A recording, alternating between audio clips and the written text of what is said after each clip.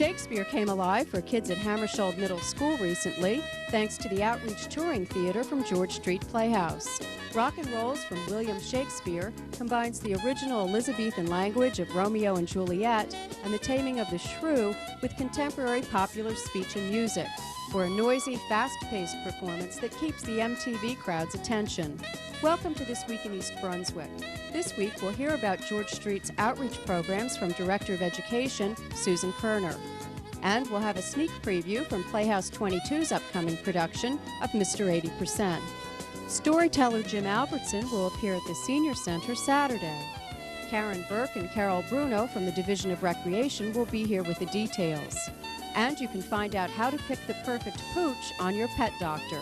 Also this week, information about inexpensive resources for women in need from Meg Zanger, Director of Women Helping Women in Metuchen. At the end of the month, you'll be asked to vote on the proposed $23.1 million Board of Education bond referendum. Next Wednesday night, join in the public discussion on the topic at a community forum to be held at the library beginning at 7:30. If you can't make the meeting but want to hear what your neighbors have to say, watch for Channel 8's reruns throughout the month.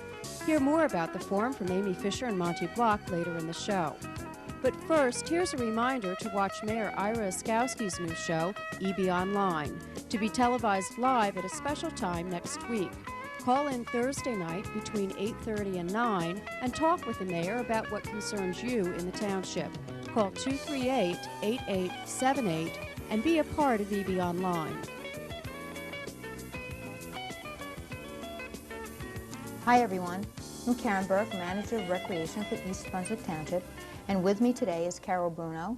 She's the person who works very closely with the East Brunswick Arts Commission, and we have some exciting information to share with you.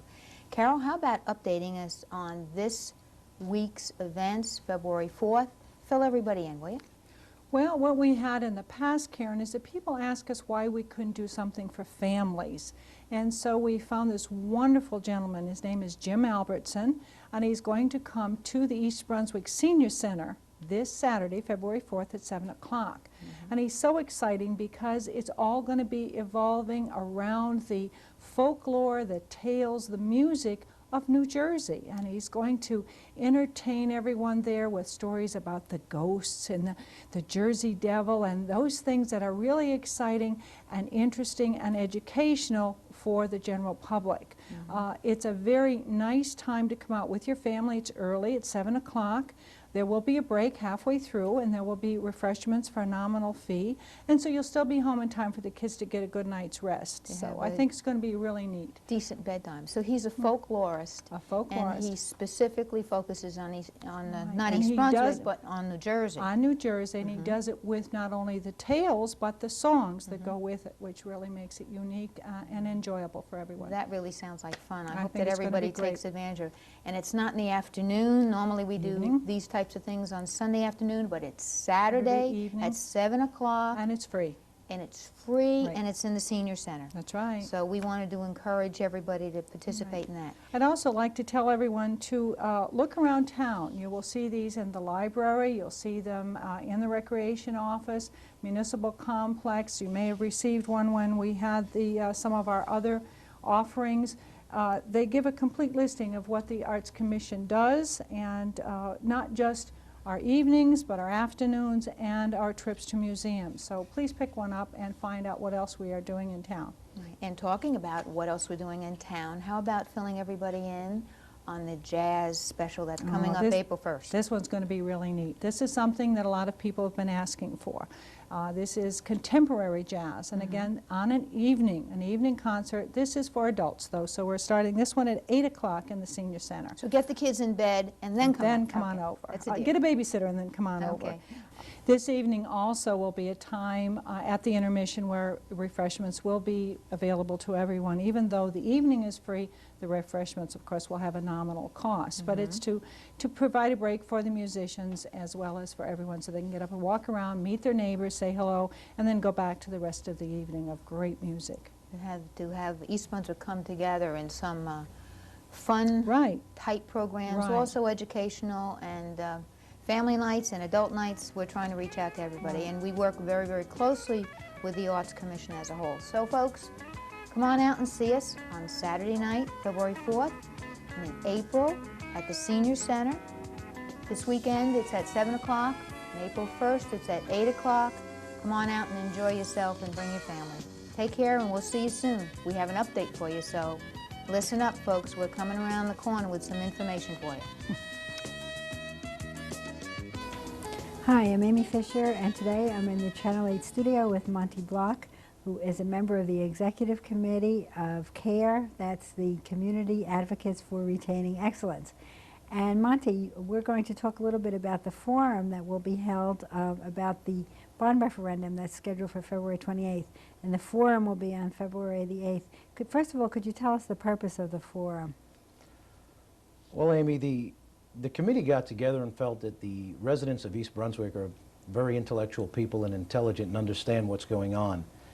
And the biggest problem that we felt was getting the information about what the referendum was about out to the people. So we decided to go out with a public forum and explain the facts to them, explain what was happening, the conditions of the schools, the overcrowding problems, the lack of technology, and let them see for themselves what some of the consequences might be. There's a tremendous attempt by the committee to keep this referendum out of the political arena, to get people off their soapboxes, and to come out and just talk to each other as residents so that we together as a group can solve the problem. And by having a forum like this, that gives the entire community that opportunity to come out and voice their opinion. We're not looking to debate them, we're not looking to argue with them. We respect each individual's opinion, but at least they should have all the facts. There'll be an opportunity to look at some of the architectural drawings, to see some of the upgrades to the schools, the additions of some of the computer labs. They'll find out about the technology that we'll be bringing into the school system, and they can then react as an individual with all the facts at hand because they're intelligent enough to make the decision by themselves. Great. And could you tell us when the forum will be again? Sure. The forum is scheduled for February 8th in the public library at 7:30 in the evening, and it'll be broadcasted live on Channel 8. For those who can't get out, they can watch it. And most importantly, to learn about it and then to get out and voice their opinion about the referendum. Okay, well, thank you very much. Thank you. Hammersholt Middle School students were captivated recently by an upbeat takeoff on Shakespearean classics, presented by the Touring Theater from George Street Playhouse. Here's Education Director Susan Kerner with information about the New Brunswick Company's outreach programs. We have a number of outreach programs. One is a touring company that tours schools from September through May. We have 2 companies, a total of 9 actors. We perform about 250 performances each season for about 70,000 kids through all the counties of New Jersey, and we also get out of state a little bit too. We go to spend 2 weeks at Cincinnati Playhouse in Cincinnati, so we get all over the place. We do 5 plays in rep. The idea is to expose kids to theater at an early age, and also to expose them to issues that are really important to our lives today. One play, the one that you saw today, is called Rock and Rolls from William Shakespeare. And the idea of that is to make the classics more accessible and lively and exciting for students so that they understand that Shakespeare was intended to be seen on the stage before they even encounter it in the classroom, and to make it very contemporary and relevant and updated. We do a little bit of Taming of the Shrew, Midsummer Night's Dream, and Romeo and Juliet in a very upbeat way with lots of rock music in it. We always begin our plays with a study guide that goes out to schools for the touring shows and for the shows at George Street Playhouse. And then we end with a discussion with the actors. The actors come out on the stage in the touring shows and talk to the audience and get feedback and answer questions. And we do the same thing at George Street Playhouse when student groups come to see a main stage show. We have 11 o'clock student matinees, a couple of, sometimes even more.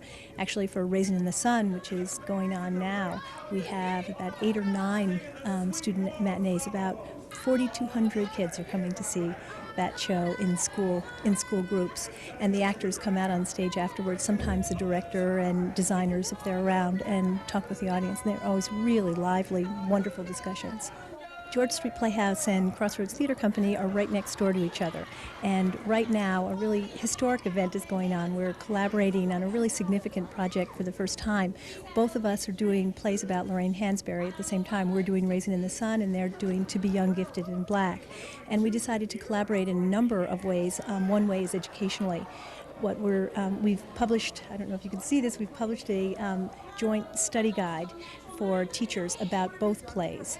And the idea is to encourage teachers who are bringing kids to see one to see the other play as well. But there's background about the playwright and the plays and our particular productions, interviews with the directors, a great deal about Lorraine Hansberry's life and work in this jointly produced study guide.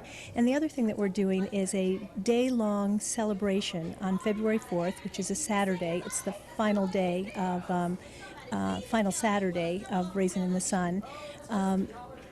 It's going to be both at George Street Playhouse and at Crossroads Theater. It begins at noon, and this is free to the community.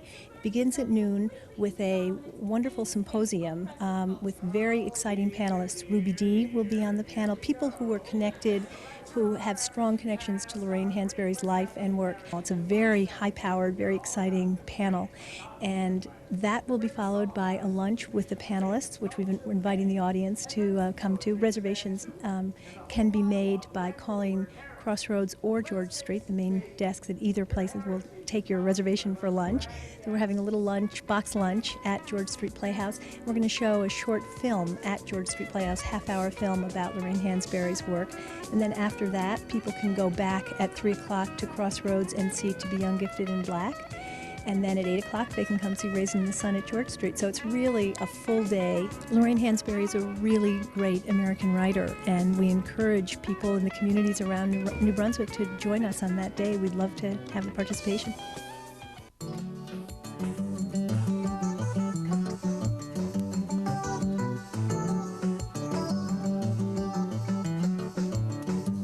Hi, welcome back once again to The Pet Doctor. I'm Dolly Vasta, and my co-host for this series. I'm Dr. Brian Johnson from the Cranberry Veterinary Hospital in East Brunswick.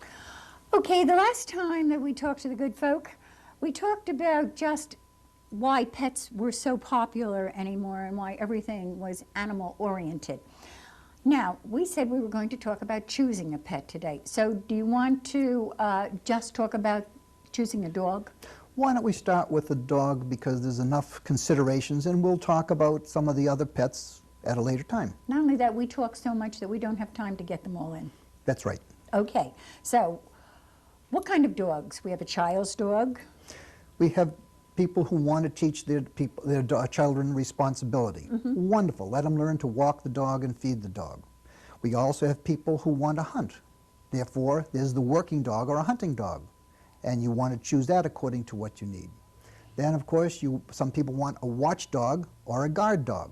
Now, there's a vast difference. I have one of the best watchdogs in the world. It's this big. It weighs 6 pounds.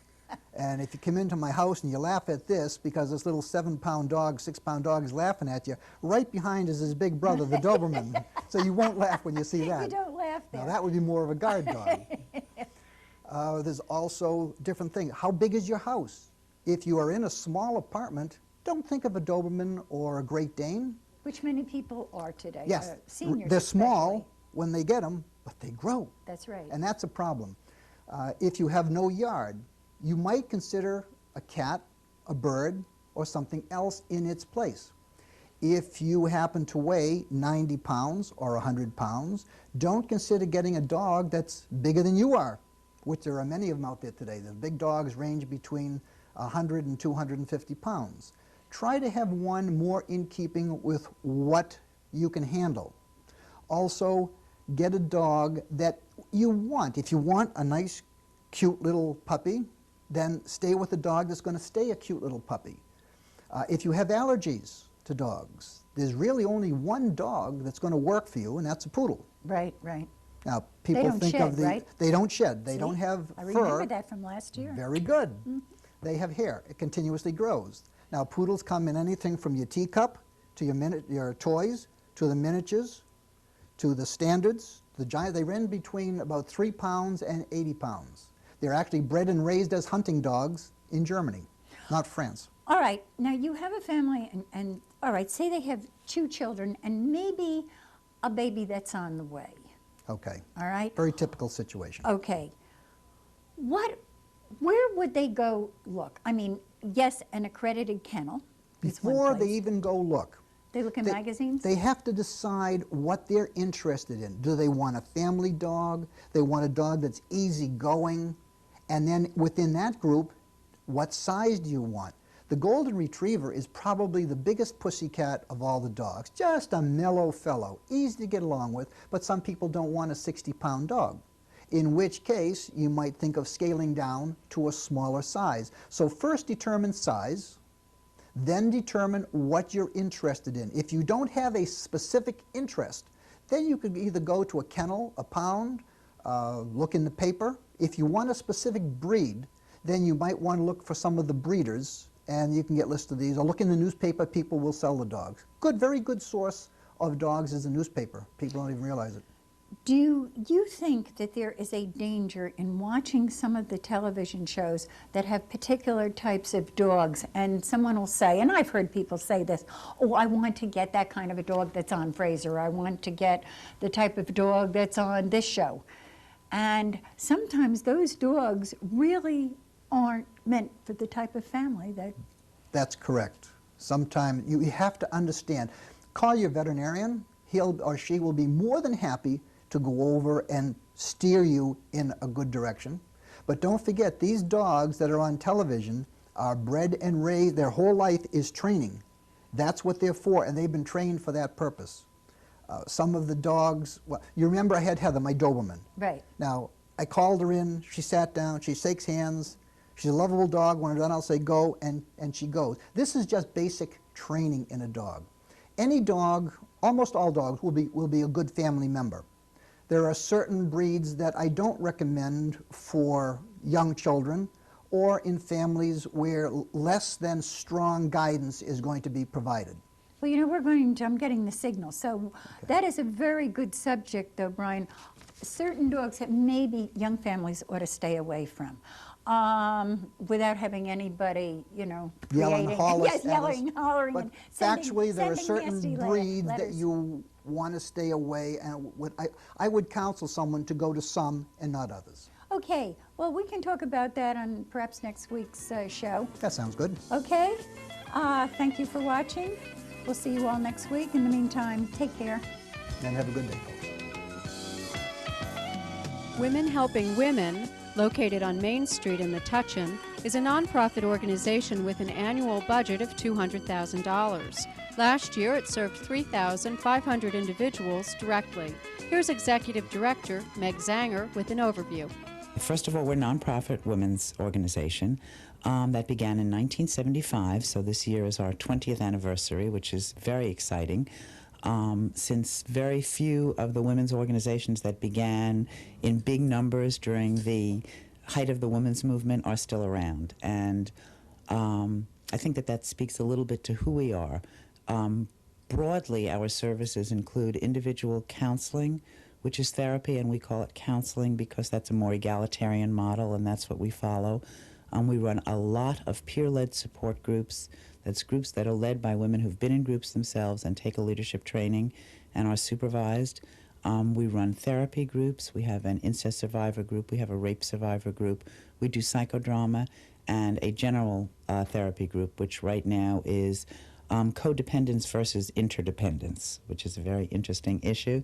We have a helpline that operates from 10 to 4, where if someone needs to just talk to someone, they can call. If they need a referral or information, they can call. That's where people sign up for our various programs. We do a monthly community education program, and this year that's dedicated to our 20th anniversary, and it's called Women Redefining Themselves Then and Now.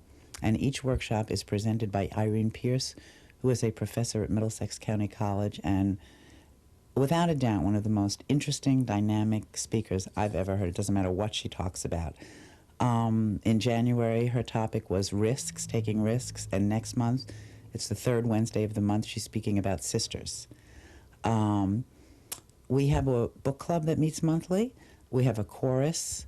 And we sponsor, along with the boards of education, an International Women's Day celebration that began in Metuchen for 2 years. This year is going countywide in Middlesex County, and next year may hit the whole state.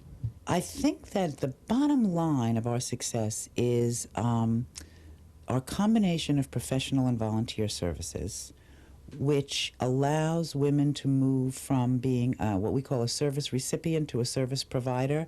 So somebody can come in with their life in turmoil or in a period of transition or just wanting to be with other women and move on to provide service to others through the groups and becoming a group leader or serving on the board or one of the other committees or the helpline volunteers, which are trained by us. I think that's a big key. And the other key is we're very clear about our focus, which is empowering people. I know that's a trite word today, but we really believe it. Empowering people to make the choices that they want for their own lives. It's not our agenda. If somebody chooses to combine work and home, that's wonderful. If somebody chooses to stay home and raise their children, that's wonderful. And that's what we help people figure out, is how to make choices, because many, many women don't know how to find options, don't know how to look for alternatives, that there's another way. And so we're there to give that support and that education. If a woman was separating or divorcing and called you, what resources might she expect to find? Okay, very often a woman will call and say, and ask for a lawyer referral. She's thinking about separating. And in most places, what you would get is a lawyer referral. And at Women Helping Women, we would say, can you tell me a little bit about what's going on for you? And we'll talk to her and give her a chance to talk a little. And then depending upon where she's at, we would certainly give the names of several attorneys, but we might also offer our Coping with Separation and Divorce support group so that she can be with other women going through the same process. If she wanted some individual counseling, we could offer that. If she's not really sure that she is ready to separate or wants to separate, we have a group called Exploring Your Marriage, which is for women who aren't sure whether they want to stay or leave, and can help you to find ways to make your marriage work better. And we have most people tend to think that's a pre-divorce group. And for some people, it gives them the courage to take the step they want. But we have many, many marriages that are thriving today because the women came into that group. For more information about Women Helping Women, watch next week or call 549-6000. Hi, I'm Mary Chicario. And I'm Jim Tatora for This Week in East Brunswick, and we're here at Playhouse 22. And we're here to give you a sneak preview of the upcoming show, Mr. 80%. So, Peter, can you tell us a little bit about the play here? Yeah, the basic plot is that there are two stand-up comics who move from Kansas City to New York, and they have a very tough time finding an apartment. And they answer an ad that asks for either women or gay men. And in order to get this apartment, they pretend to be gay lovers. And they move in and share this apartment with a lady lawyer and a lady doctor. And after they move in, one of the comics begins to fall in love with a lady lawyer. So it creates a little bit of a problem, because they've got a choice of either keeping the apartment or losing the apartment, and maybe one of them falling in love and having a serious relationship. Dealing with homosexuality in theater is sometimes kind of controversial. Did you take any measures to have your characters not really fall into that stereotype? Well, actually, the play kind of lends itself very well to that whole subject. You've got two stand-up comics who are really straight and pretending to be gay, and they're from Middle America. So they're giving this very over-the-top kind of, I guess, their impression of what two gay lovers would be like. And the only gay character in the play is actually the lawyer friend of the lady lawyer. And he is the most straight-acting person in the entire play. And it's funny because people have asked, well, you know, isn't that slightly offensive to have these two guys, like, actually queening it up all over the stage? So not actually. If you look at it, they're giving what is very much a middle American view of what they think gay men in New York are like. Right. And here is this real gay man in New York who's a professional and very well-mannered and very good dresser, and he acts straight, and you don't know he's gay, except for the fact that you've been told that ahead of time. What is going on out here? Nothing, nothing. Who is this woman? You're a woman! I heard the name Ronnie. I thought she was a man. He's so drunk he can't tell the difference. You naughty boy. You are homosexual. Why am I always attracted to the homosexuals? My ex-husband was a homosexual. Your ex-husband was homosexual? Well, I didn't know it when I married him. 2 months after we were married, he said he was asexual. 2 months after that, he ran off with my hairdresser. I don't know what it is about me that attracts homosexuals. You know, it's really very late. Why don't we all get some sleep and we'll discuss this in the morning. I'm gonna make breakfast. Does everyone like French toast? Oh, this is very strange. It sure is. What did you bring me home for? Oh, well, actually, seriously, this is very interesting. You see, well, Ronnie and I happened to be conversing, and, well, Ronnie happened to mention that she was a therapist. Oh, you're a therapist. Yes, I am. So, and I thought, you know, we might have a group encounter.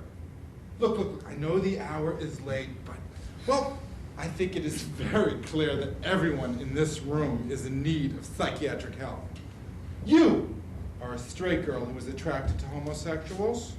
We're a couple of homosexuals who like to live with women. You are a straight girl who is attracted to homosexuals. And you, sister, are a bisexual who claims to be a heterosexual, but is attracted to gay and or straight women. You know, when we have company over, we should really pass out programs here. Come on, Ronnie. I'm really not qualified. Ronnie, come on. My God, this is a therapist's dream. You know, the sexual ambivalence in this room is rampant. Are we buying this? I don't know. Can we get some pillows on the floor, please? There are a few things I would really like to share with the group. You know, you are a very warped individual. Go with those feelings. This does remind me of a client I had once. His name is Joey, and Joey couldn't relate to anyone. He really never knew his father, and his mother didn't pay that much attention to him. At first, he overcompensated by being super macho, fighting all the time, jumping on every female that walked by. But pretty soon, the females kept ignoring him, and the males just kept beating him up. Pretty soon, he started to withdraw. And he withdrew so much, nobody paid any attention to him at all. He had no sexual identity at all. Oh, what happened? It was awful. He stopped eating. He slept most of the time.